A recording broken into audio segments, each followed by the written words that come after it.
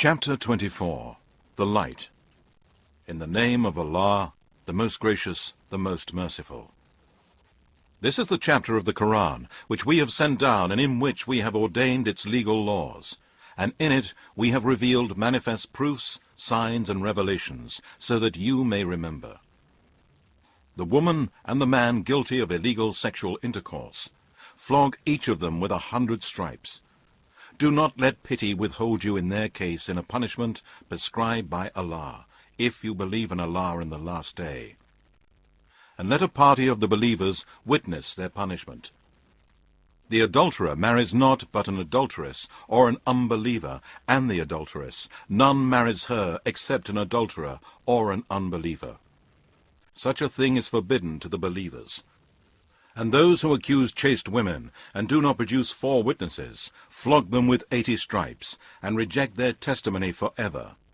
They indeed are the liars, rebellious and disobedient to Allah. Except those who repent thereafter, and do righteous deeds, for such indeed Allah is oft forgiving, most merciful. And for those who accuse their wives, but have no witnesses except themselves, let the testimony of one of them be 4 testimonies by Allah, that he is one of those who speaks the truth.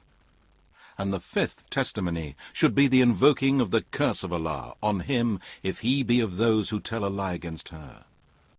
But the punishment shall be averted from her if she bears witness 4 times by Allah that her husband is telling a lie.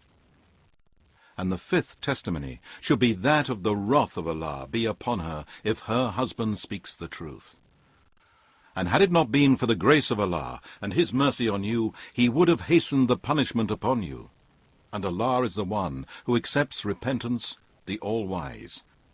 Indeed, those who brought forth the slander are a group among you. Do not consider it to be a bad thing for you. No, it is good for you. Every man among them will be paid that which he had earned of the sin. And as for him among them who had the greater share, his will be a great torment. Why then did not the believers, men and women, when they heard the slander, think good of their own people and say, "This charge is an obvious lie"? Why did they not produce 4 witnesses? Since the slanderers have not produced witnesses, then with Allah they are the liars. Had it not been for the grace of Allah and his mercy to you in this world, and in the hereafter, a great torment would have touched you for what you had spoken. When you were spreading it with your tongues, and uttering with your mouths that of which you had no knowledge, you counted it a little thing, while with Allah it was very great. And why did you not, when you heard it, say, "It is not right for us to speak of this. Glory be to you, O Allah. This is a great lie"? Allah forbids you from it, and warns you not to repeat the like of it forever, if you are believers. And Allah makes the proofs, signs, and revelations plain to you, and Allah is all-knowing, all-wise. Indeed, those who like the crime of illegal sexual intercourse should be made clear among those who believe. They will have a painful torment in this world and in the hereafter. And Allah knows, and you do not know. And had it not been for the grace of Allah and his mercy on you, Allah would have hastened the punishment upon you. And Allah is full of kindness, most merciful. O you who believe, follow not the footsteps of Satan. And whoever follows the footsteps of Satan, then know that he commands you to commit indecency and disbelief and polytheism. And had it not been for the grace of Allah and his mercy on you, not one of you would ever have been pure from sins. But Allah purifies and guides to Islam whom he wills. And Allah is all-hearer, all-knower. And let not those among you who are blessed with graces and wealth swear not to give any sort of help to their relatives, the poor, and those who left their homes for Allah's cause. Let them pardon and forgive. Do you not love that Allah should forgive you? And Allah is oft forgiving, most merciful. Indeed, those who accuse chaste women, who never even think of anything touching their chastity, and who are true believers, are cursed in this life and in the hereafter, and for them will be a great torment. On the day when their tongues, their hands, and their legs or feet will bear witness against them as to what they used to do, on that day Allah will pay them the recompense of their deeds in full, and they will know that Allah is the manifest truth. The bad women for the bad men, and the bad men for the bad women, and the good women for the good men, and the good men for the good women. Such amongst the good people are innocent of each and every bad statement which the others say. For them is forgiveness and a generous provision in paradise. O you who believe, do not enter houses other than your own until you have asked permission and greeted those in them. That is better for you, in order that you may remember. And if you find no one there, still do not enter until permission has been given. And if you are asked to go back, go back. It is purer for you, and Allah is all-knower of what you do. There is no sin on you that you enter without taking permission houses uninhabited, which serve some other interest for you. And Allah has knowledge of what you reveal and what you conceal. Tell the believing men to lower their gaze from looking at forbidden things, and to protect their private parts, that is purer for them. Indeed, Allah is all aware of what they do.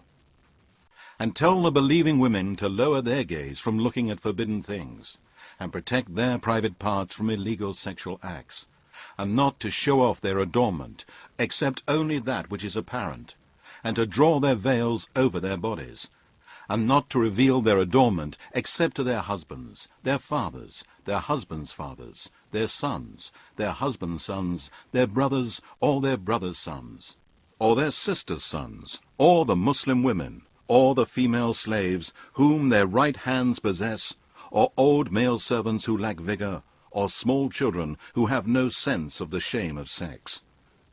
And let them not stamp their feet so as to reveal what they hide of their adornment. And, O believers, beg Allah to forgive you all, that you may be successful. And marry those among you who are single and from amongst the pious, fit and capable ones, of your male slaves and maidservants. If they be poor, Allah will enrich them out of His bounty. And Allah is all-sufficient for His creatures' needs, all-knowing. And let those who cannot find the financial means for marriage keep themselves chaste, until Allah enriches them of His bounty. And such of your slaves who seek a writing of emancipation, give them such writing, if you know that they are good and trustworthy. And give them something yourselves out of the wealth which Allah has bestowed upon you. And do not force your maids to prostitution, if they desire chastity, in order that you may make a gain in the goods of this worldly life. But if anyone forces them to prostitution, then after such force, Allah is oft forgiving, most merciful to those women. And indeed, we have sent down for you proofs, signs, and revelations that make things plain, and the example of those who passed away before you, and an admonition for those who are pious. Allah is the light of the heavens and the earth. The parable of His light is as if there were a niche, and within it a lamp. The lamp is in glass, the glass as if it were a brilliant star, lit from a blessed tree, an olive tree, neither of the east nor of the west, whose oil would almost glow forth of itself, though no fire touched it. Light upon light. Allah guides to His light whom He wills, and Allah sets forth parables for mankind, and Allah is all-knower of everything. Such a light is lit in houses, which Allah has ordained to be raised. In them His name is glorified in the mornings and in the afternoons or the evenings, by men whom neither trade nor sale diverts them from the remembrance of Allah with heart and tongue, nor from performing prayer, nor from giving charity. They fear a day when hearts and eyes will be overturned from the horror of the torment of the day of resurrection, that Allah may reward them according to the best of their deeds, and add even more for them out of His grace. And Allah provides without measure to whom He wills. As for those who disbelieve, their deeds are like a mirage in a desert. The thirsty one thinks it to be water, until he comes up to it. He finds it to be nothing. But he finds Allah with him, who will pay him his due, hell, and Allah is swift in taking account. Or the state of a disbeliever is like the darkness in a vast deep sea, overwhelmed with a great wave, topped by a great wave, topped by dark clouds, darkness, one above another. If a man stretches out his hand, he can hardly see it. And he for whom Allah has not appointed light, for him there is no light. Do you not see that it is Allah to whom glorifies whoever is in the heavens and the earth, and the birds with wings outspread in their flight?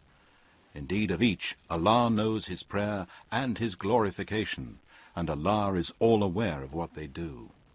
And to Allah belongs the sovereignty of the heavens and the earth, and to Allah is the return of all.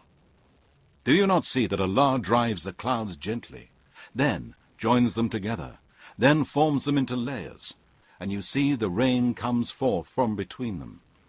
And he sends down from the sky hail from clouds like mountains, and strikes with it whom he wills, and averts it from whom he wills.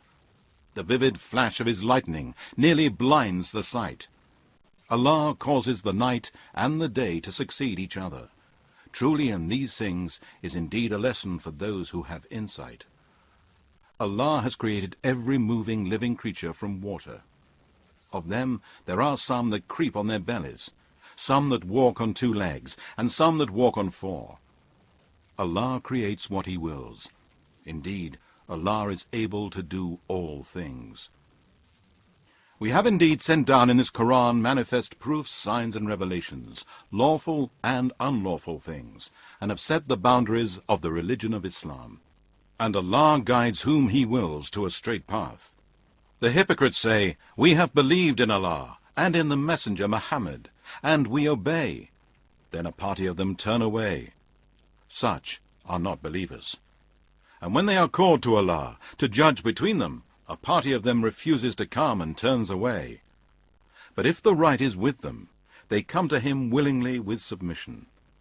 Is there a disease in their hearts? Or do they doubt or fear lest Allah and his messenger should wrong them in judgment?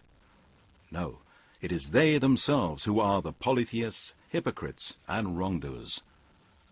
The only saying of the faithful believers when they are called to Allah to judge between them is that they say, "We hear and we obey." And such are the prosperous ones who will live forever in paradise. And whoever obeys Allah and his messenger fears Allah and keeps his duty to him, such are the successful ones. They swear by Allah their strongest oaths, that if only you would order them, they would leave their homes to fight in Allah's cause. Say, do not swear. This obedience of yours is known to be false. Indeed, Allah knows well what you do. Say, obey Allah and obey the messenger. But if you turn away, the messenger is only responsible for the duty placed on him, to convey Allah's message, and you for that placed on you. If you obey him, you shall be on the right guidance. The messenger's duty is only to convey the message in a clear way. Allah has promised those among you who believe and do righteous good deeds that he will certainly grant them succession to the present rulers in the earth, as he granted it to those before them, and that he will grant them the authority to practice the religion which he has chosen for them. And he will surely give them in exchange a safe security after their fear, provided the believers worship him and do not associate anything in worship with him.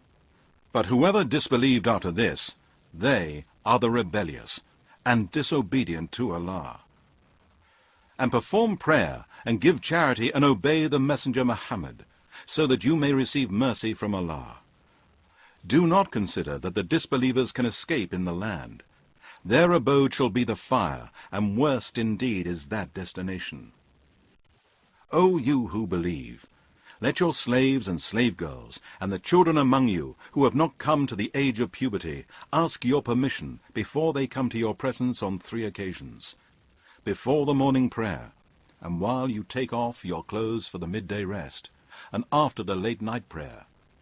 These 3 times are of privacy for you. Other than these times, there is no sin on you or on them to move about attending each other. Thus Allah makes clear the verses of this Quran to you, and Allah is all-knowing, all-wise. And when the children among you come to puberty, then let them also ask for permission, as those senior to them in age ask permission. Thus Allah makes clear His commandments for you, and Allah is all-knowing, all-wise. And as for women who are past childbearing and do not expect wedlock, it is no sin on them if they discard their outer clothing in such a way as not to show their adornment. But to refrain and not to discard their outer clothing is better for them. And Allah is all-hearer, all-knower. There is no restriction on the blind, nor any restriction on the lame, nor any restriction on the sick, nor on yourselves, if you eat from your houses, or the houses of your fathers, or the houses of your mothers, or the houses of your brothers, or the houses of your sisters, or the houses of your father's brothers, or the houses of your father's sisters, or the houses of your mother's brothers, or the houses of your mother's sisters, or from that of which you hold keys, or from the house of a friend. There is no sin on you whether you eat together or apart. But when you enter the houses, greet one another with a greeting from Allah that is both blessed and good. Thus, Allah makes clear His verses, signs, and revelations to you, so that you may understand. The true believers are only those who believe in the oneness of Allah and His Messenger Muhammad. And when they are with him on some common matter, they do not go away until they have asked his permission. Indeed, those who ask your permission, they are those who really believe in Allah and His Messenger. So if they ask your permission for some affair of theirs, give permission to whom you will of them, and ask Allah for their forgiveness. Truly, Allah is oft forgiving, most merciful. Make not the calling of the Messenger Muhammad among you as your calling of one another. Allah knows those of you who slip away under shelter of some excuse without taking the permission to leave from the Messenger. And let those who oppose the Messenger's commandment beware, lest some trials and afflictions befall them, or a painful torment be inflicted on them. Certainly to Allah belongs all that is in the heavens and the earth. Surely He knows your condition, and He knows the day when they will be brought back to Him. Then He will inform them of what they did. And Allah is